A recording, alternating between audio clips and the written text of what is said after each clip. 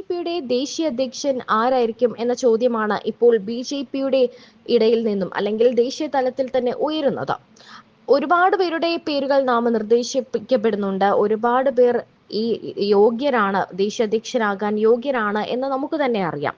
എന്നാൽ ആരായിരിക്കും? ബിജെപി ഇതൊരു സസ്പെൻസ് ആക്കി തന്നെ മുന്നോട്ട് വച്ചിരിക്കുകയാണ്. ഈ സസ്പെൻസ് ഈ മാസം 21-ന് മുൻപ് തന്നെ പുറത്തുവരും എന്നാണ് റിപ്പോർട്ടുകൾ വരുന്നത്.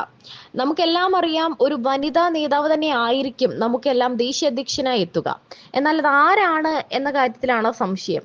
ഇപ്പോൾ പറഞ്ഞു കേൾക്കുന്നതെല്ലാം മുന്നണിയിലുള്ള പലരുടെയും പേരുകളാണ്. എന്നാൽ ബിജെപിയെ സംബന്ധിച്ചിടത്തോളം, അല്ലെങ്കിൽ മോദി, അമിത്ഷാ, ഡോവൽ, ഈ ഒരു 3 ആളുകളെ സംബന്ധിച്ചിടത്തോളം നമുക്ക് നൽകുന്നതെല്ലാം സർപ്രൈസ് ആണ്.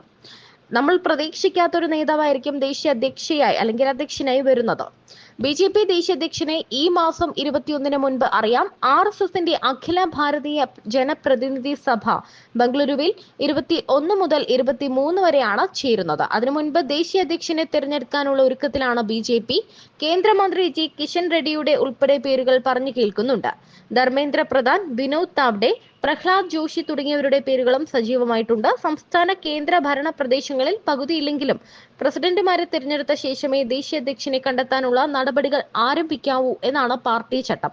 അതായത് 18 സംസ്ഥാന അധ്യക്ഷരെ പുതുതായി നിയമിക്കണം. നിലവിൽ 12 ഇടങ്ങളിൽ സംസ്ഥാന പ്രസിഡന്റുമാരെ നിയമിച്ചിട്ടുണ്ട്.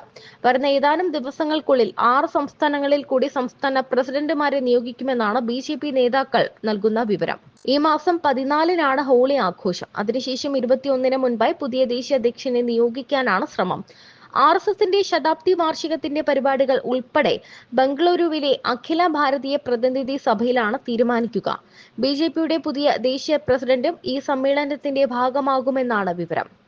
അരുണാചൽ, ഛത്തീസ്ഗഡ്, സിക്കിം, നാഗാലാൻഡ്, രാജസ്ഥാൻ, അസം, ചണ്ഡീഗഡ്, ഗോവ, ജമ്മു കശ്മീർ, ലഡാക്ക്, മേഘാലയ, ലക്ഷദ്വീപ് എന്നിവിടങ്ങളിൽ പുതിയ നേതൃത്വം ചുമതലയേറ്റു കഴിഞ്ഞു.